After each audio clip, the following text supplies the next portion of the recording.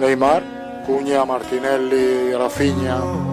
ইনজুরির পর অবশেষে ব্রাজিল দলে ফিরছেন সেলেসাও কিং নেইমার জুনিয়র। ব্রাজিলের কিছু সংবাদ মাধ্যম থেকে জানা যায়, ব্রাজিল লীগ থেকে প্রাথমিক স্কোয়াডের জন্য খেলোয়াড় নির্বাচন সম্পন্ন করেছেন কোচ কার্লো আনচেলোত্তি, যেখানে মূল স্কোয়াডে আছেন নেইমার। অবশেষে ব্রাজিলের স্কোয়াড ঘোষণার তারিখ জানা গেল।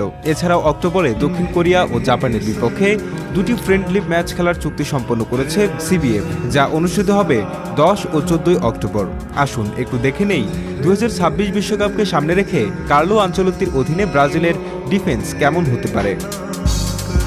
বর্তমান সময়ে ব্রাজিলিয়ান ডিফেন্সে লিগ ওয়ানের খেলোয়াড়দের আধিপত্য বেশ লক্ষণীয়। পিএসজিতে মার্কিনিওস ও লুকাস বেরালদোর মতো অভিজ্ঞ ও প্রতিভাবান খেলোয়াড়রা ক্লাবটির রক্ষণের দিক সামলাচ্ছেন, জিতেছেন চ্যাম্পিয়ন্স লিগ সহ ট্রেবল। মার্কিনিওসের ফর্ম কিছুটা ওঠানামা করলেও ক্লাবে নজিরবিহীন নেতৃত্ব দেওয়ার কারণে আশা করা যাচ্ছে মূল দলেও তিনি কেন্দ্রীয় ডিফেন্সের সবচেয়ে বড় ভরসার নাম হবেন।